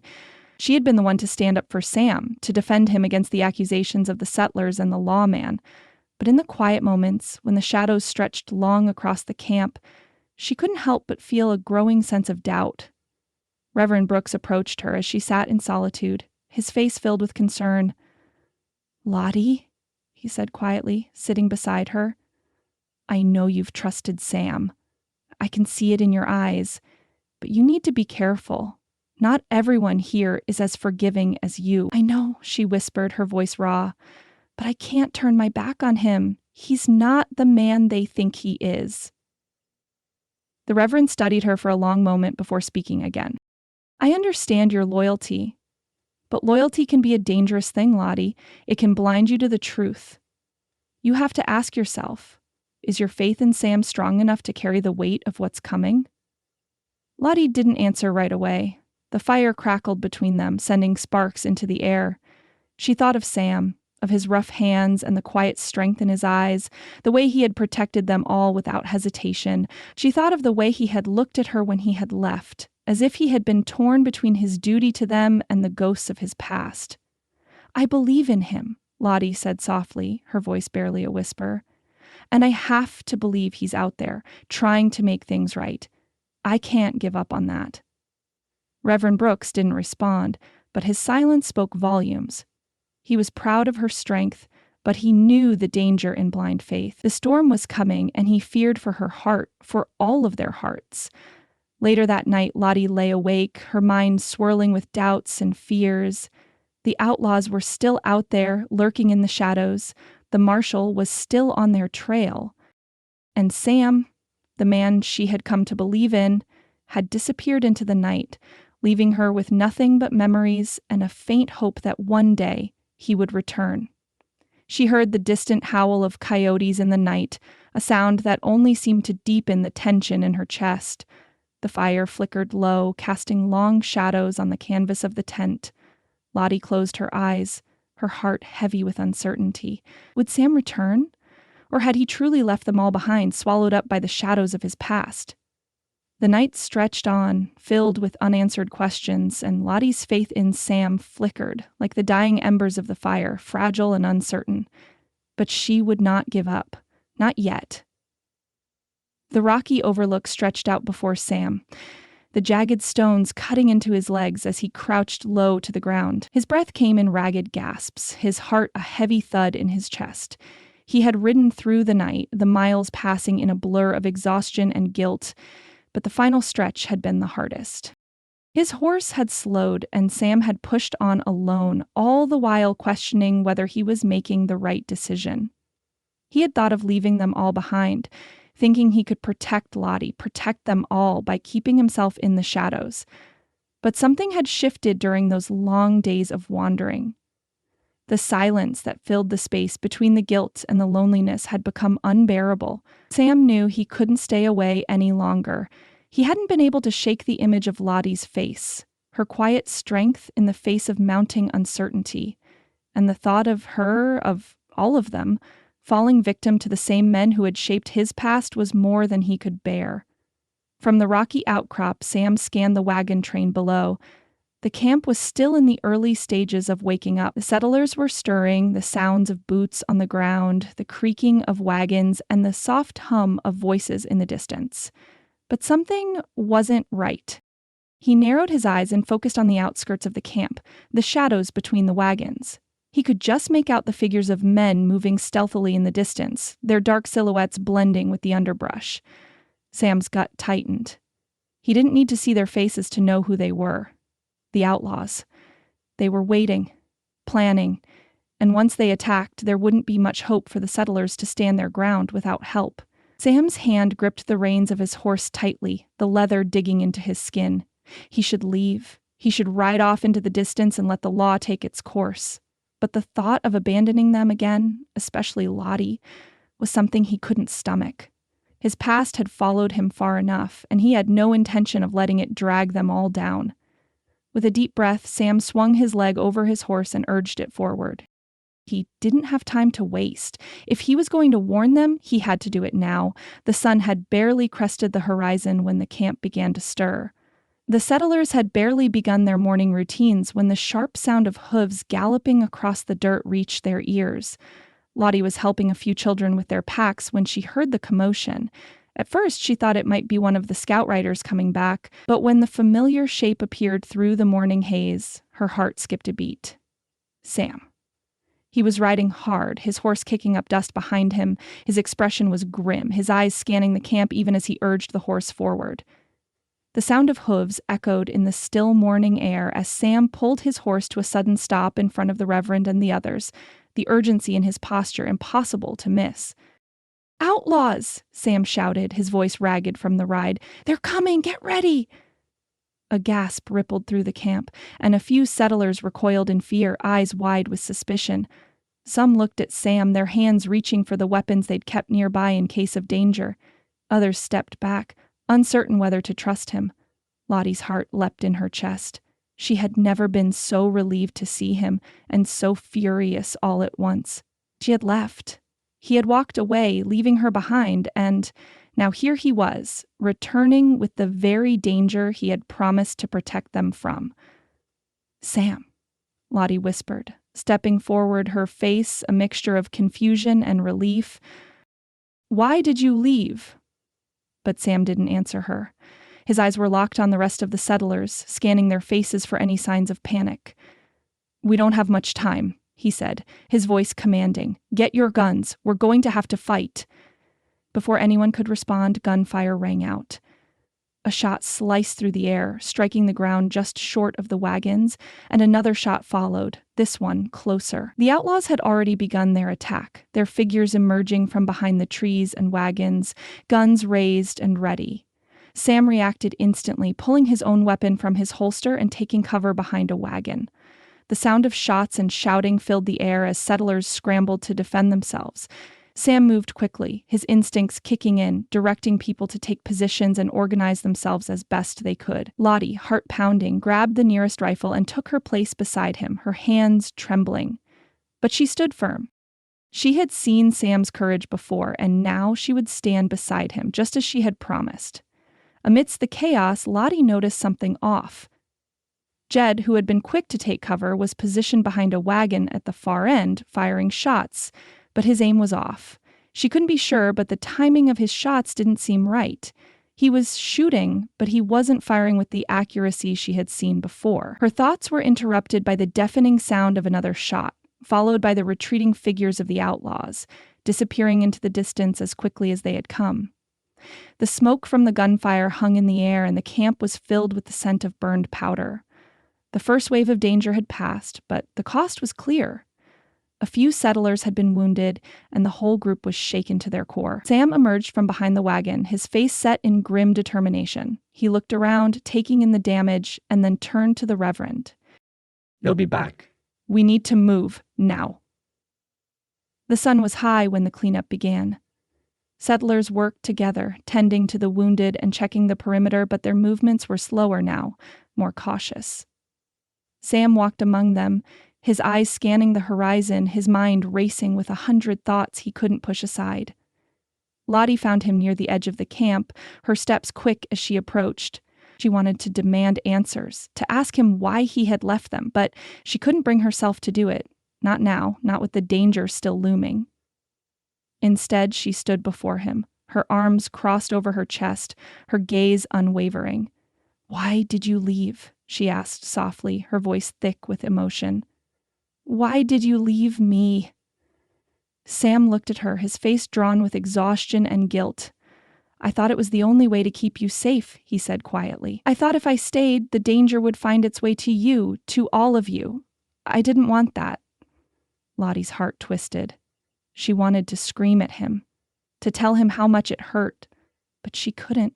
Instead, she simply shook her head. "You should have trusted me, trusted us. We could have faced it together." Sam took a step closer, his voice barely above a whisper. "I couldn't risk it. But I'm here now, and I'm not going anywhere." Before she could respond, Sam's gaze flickered to the far side of the camp, where Jed was standing, talking to a few of the settlers. There was something about his posture that made Sam's blood run cold.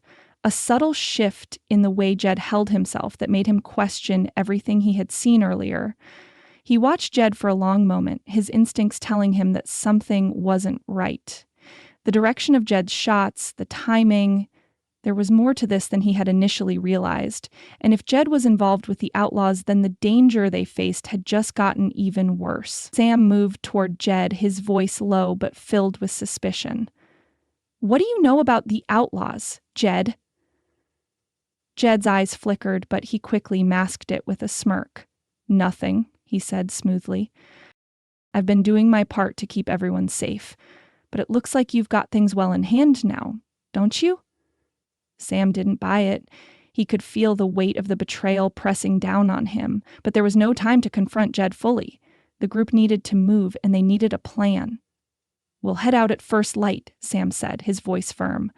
"And I'll be leading this time."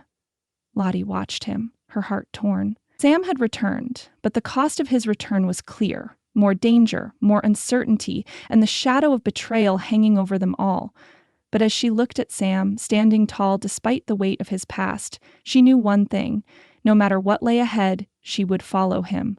They would face it together. And she had to believe that, in the end, they would find a way through. Chapter 8: Betrayal Exposed.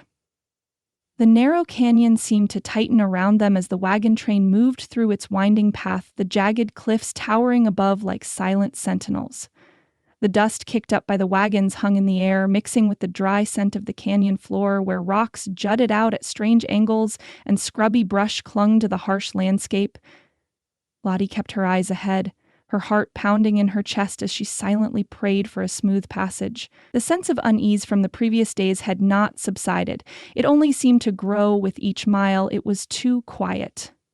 Sam rode ahead of the train, his eyes scanning the path, his instincts on high alert. His mind was still clouded with questions about Jed, about Davies, and about his own future. But now, as the sun climbed higher, he could feel the weight of the canyon walls pressing down on them, and he knew that they were in the perfect place for an ambush. He couldn't shake the feeling that something was coming.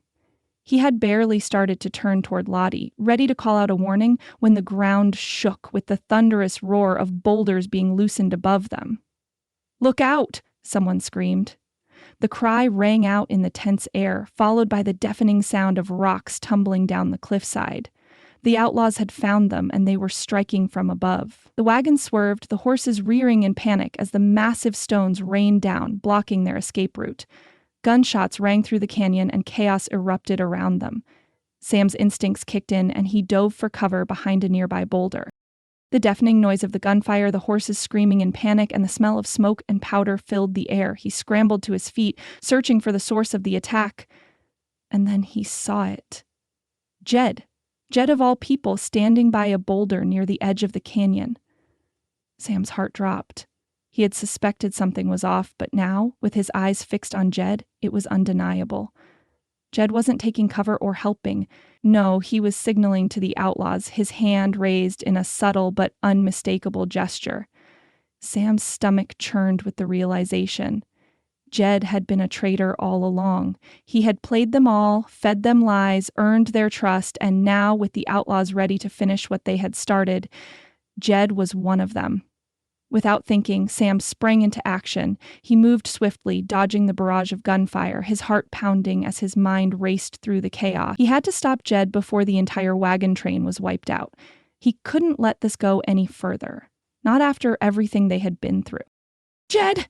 Sam shouted, his voice cutting through the cacophony of sounds. "What the hell are you doing?" Jed turned, his face contorting with a mixture of surprise and defiance. Before Sam could react, Jed bolted deeper into the canyon, disappearing into the rocks as he fled. Sam cursed under his breath. He knew what this meant. Jed was abandoning the wagon train, leaving them to fend for themselves while the outlaws came crashing down on them. "Sam!" Lottie's voice rang out from behind him, filled with terror. "We have to move! We're trapped!" Sam didn't hesitate. He turned to Lottie, his eyes fierce, and then called out to the settlers.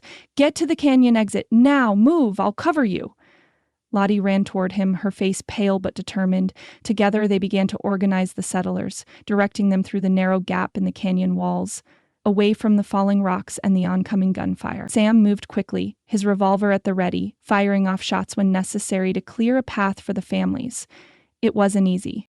The outlaws were closing in from all sides, and it took every ounce of Sam's focus and quick thinking to keep the settlers safe. But with Lottie's help, they managed to push through the canyon's exit. It was a narrow escape, and not without loss. A few wagons had been lost, their cargo scattered, but the majority of the settlers were safe, at least for now.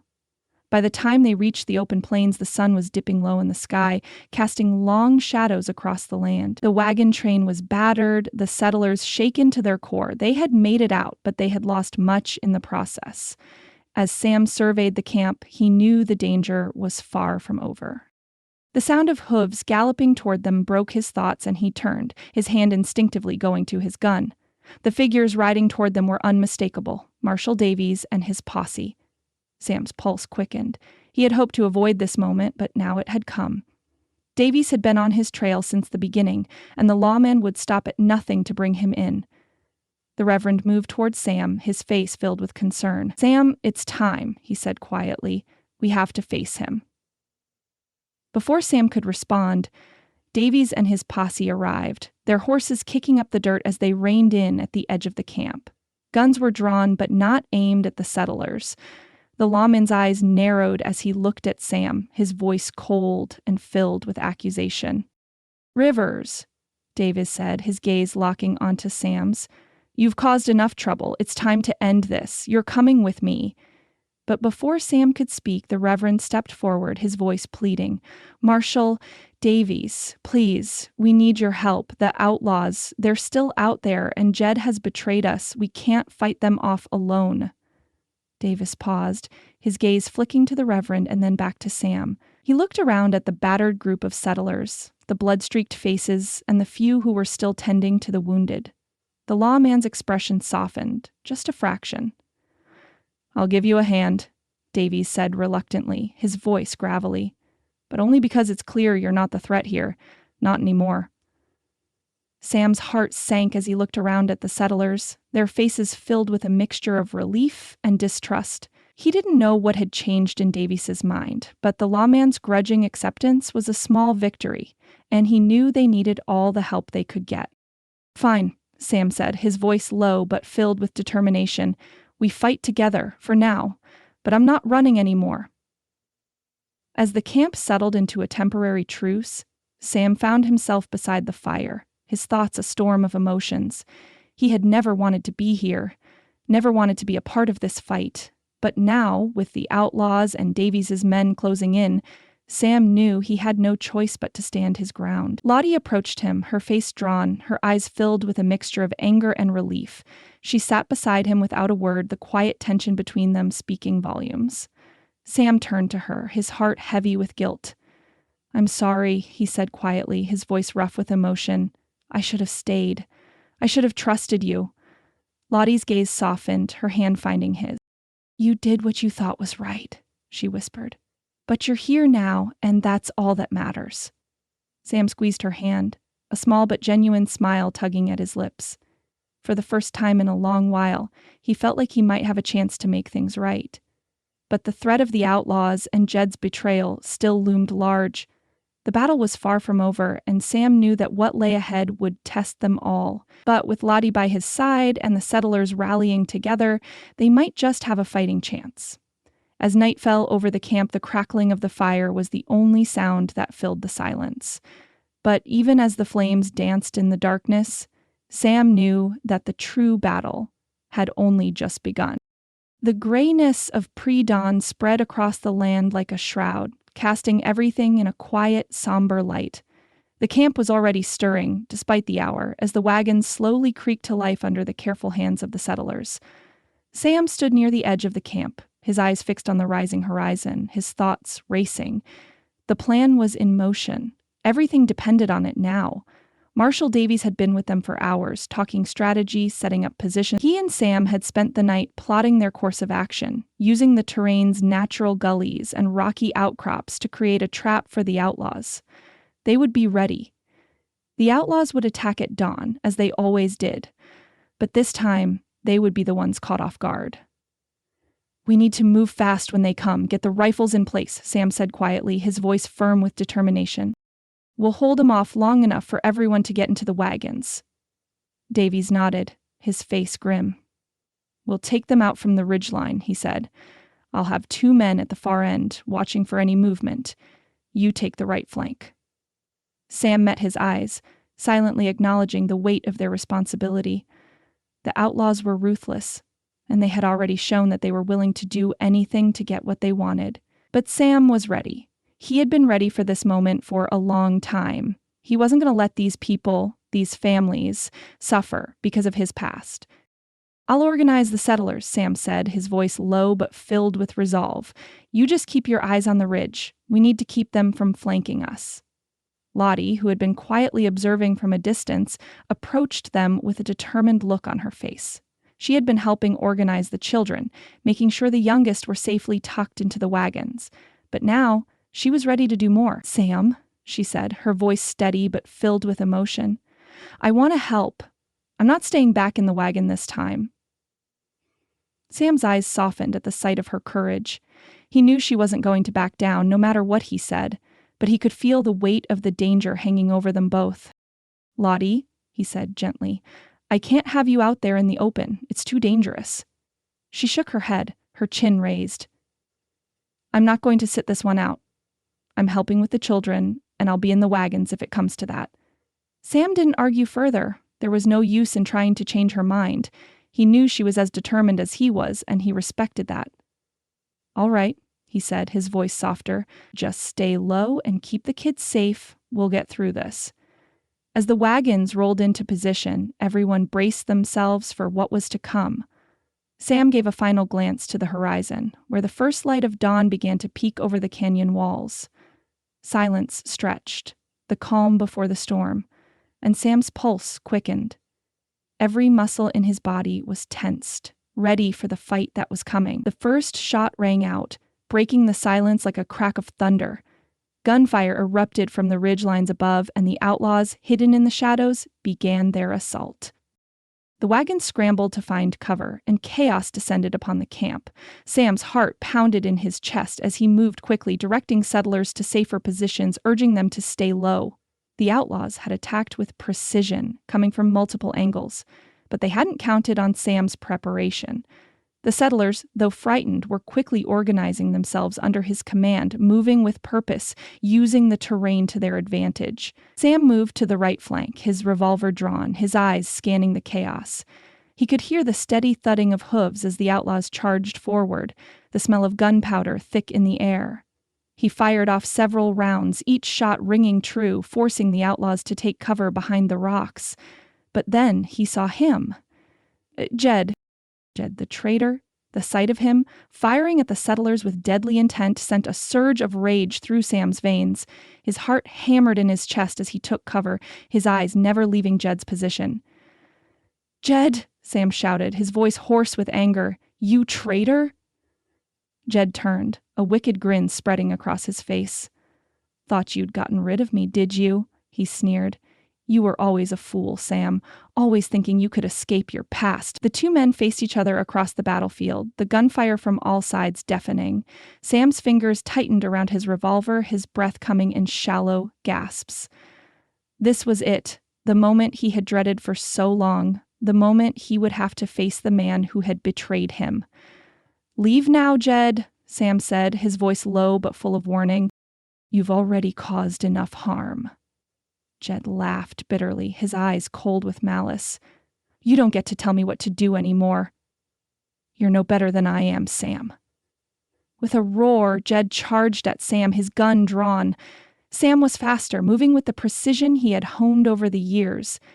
In one fluid motion he fired, the shot catching Jed off guard and sending him sprawling to the ground, his gun falling from his hand. Jed struggled to rise, but Sam was already there, his foot on the outlaw's chest, pinning him to the ground. You're done, Jed, Sam said quietly, his voice full of finality. This is where it ends. The sound of gunfire faded as the last of the outlaws retreated, their plans thwarted by Sam's quick thinking and the settlers' bravery.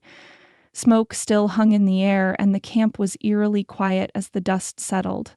Some of the settlers were wounded, their faces grim as they tended to the injured, but there was a sense of triumph in the air. They had won. Against the odds, they had survived. Sam stood, his breath heavy, his body weary from the fight. He looked around at the settlers, their faces filled with gratitude, and his heart ached with the weight of what had just transpired. He had protected them. He had kept his promise. But the cost was clear. As he looked across the camp, his eyes found Lottie. She was standing by the fire, her face pale but resolute, her eyes searching for him. Without a word, she moved toward him, her steps quick, her hand reaching out to him. Sam, she said, her voice trembling, you did it. You saved us. He nodded, his hand brushing through his hair. We did it together, he replied quietly. Lottie didn't hesitate. She wrapped her arms around him, pulling him into an embrace that spoke of relief and love. Sam held her tightly, his heart swelling with emotions he hadn't allowed himself to feel in years. He had done it. He had fought for the people he cared about, and for the first time he believed he had a chance at redemption. Later, as the wagon train regrouped and prepared to move on, Marshal Davies approached Sam. The lawman's expression was grim, but there was something new in his eyes, a flicker of respect. "You did what was right, Rivers," Davies said, his voice low. "I can't deny that. The law still says you're wanted, but what you did here, it's hard to ignore." Sam's heart sank, but he kept his composure. "What does that mean?" Davies met his gaze, his face hard but acknowledging. "You've earned a hearing, a chance to explain yourself. I can't promise you full acquittal, but I'll make sure you get the chance." For the first time in years, Sam felt a spark of hope. It wasn't over yet, but it was a start. Lottie stood beside him, her eyes filled with quiet pride. As the wagon train prepared to leave, the mood was different. It was one of cautious optimism, the hope of a fresh start, and perhaps, for Sam, together they would face whatever came next. The journey was far from over, but Sam had taken the first step toward his redemption, and with Lottie by his side, he believed he could walk the rest of the way. The end of one battle marked the beginning of another, and Sam knew he would be ready. Chapter 9: A New Beginning. The ridge before them was the last challenge, and as the wagon train crested it, a collective gasp rose from the settlers.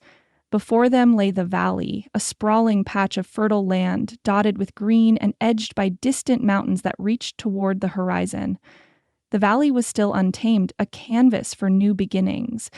But to the weary souls who had crossed miles of hardship, it was more than just land. It was home.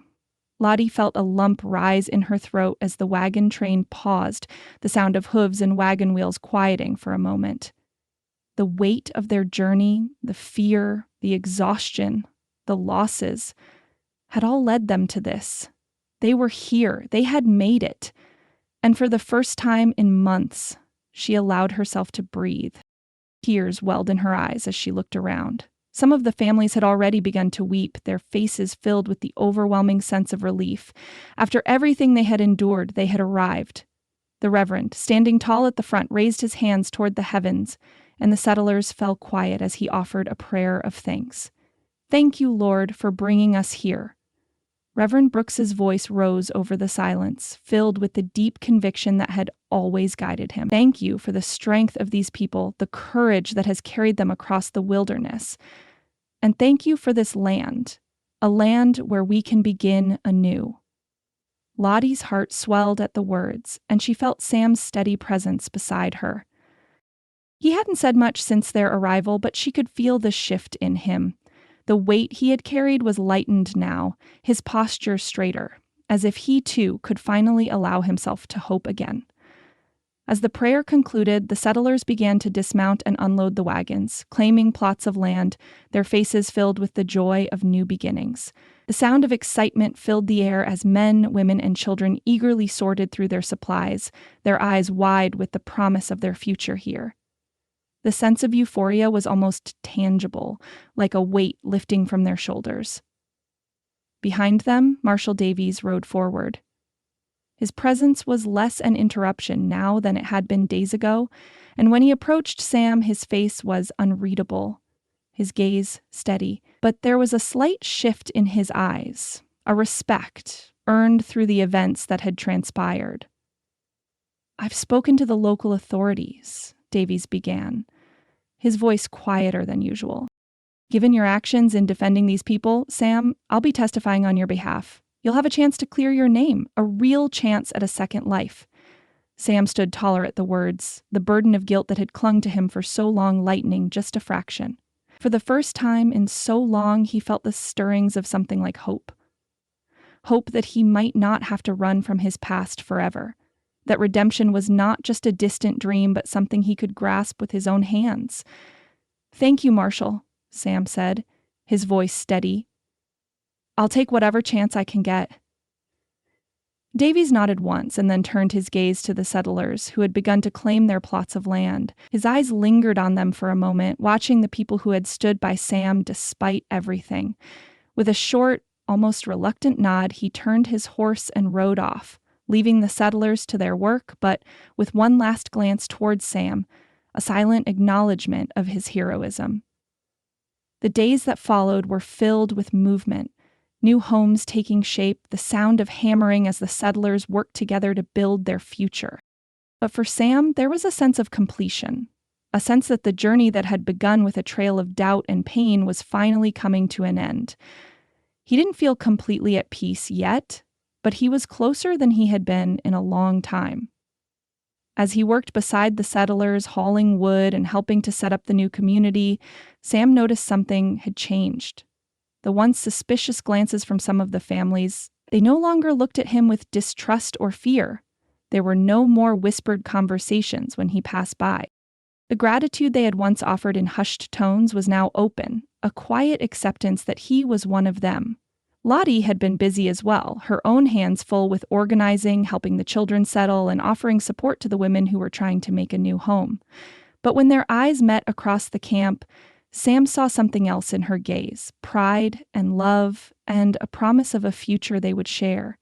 It was then that Davies reappeared, this time with a circuit judge in tow. The ceremony was simple but significant. The judge, after a brief meeting with Davies, turned to Sam. "You've earned your second chance," the judge said, his voice firm. "Your actions speak louder than your past, and I believe you've earned the right to live here among these people, free of the shadow of your previous life." Sam's chest tightened with a mixture of relief and disbelief. For so long, he had feared that this day would never come, that his past would forever define him. But now, as the judge shook his hand, Sam could feel the weight of his past lifting, replaced with the possibility of a future. Lottie, standing off to the side, watched with silent pride. When Sam turned to her, their gazes met, and for a brief moment there was nothing else in the world except the two of them. Nothing but the love that had carried them through the darkest moments. A few days later, under the wide-open sky and the bright sun of a new day, the wagon train gathered again, this time for a different kind of ceremony: a wedding. The settlers had worked together to build a small chapel on the edge of the land, a humble structure made of timber and stone. The air was filled with the scent of wildflowers, and the simple wooden benches were filled with friends and neighbors who had come to witness the union of two souls who had fought so hard for their future. Lottie stood beside Sam, her hand in his, her heart filled with a quiet joy that she had not known was possible. The Reverend who had witnessed so much of their journey stood before them, his voice steady as he read the vows. Sam's voice was firm as he pledged his life to her, and her own voice trembled with emotion as she promised to stand by him no matter what the future held. And then, as the final words were spoken, Sam kissed her. The kiss was tender, but full of everything they had fought for: hope, redemption, and a love that had endured despite the obstacles in their path. The crowd erupted in applause, and even Marshal Davies, standing at the back of the gathered group, tipped his hat in respect. Lottie smiled up at Sam, her heart full of everything she had longed for. They had faced so much together: the journey, the danger, the betrayal.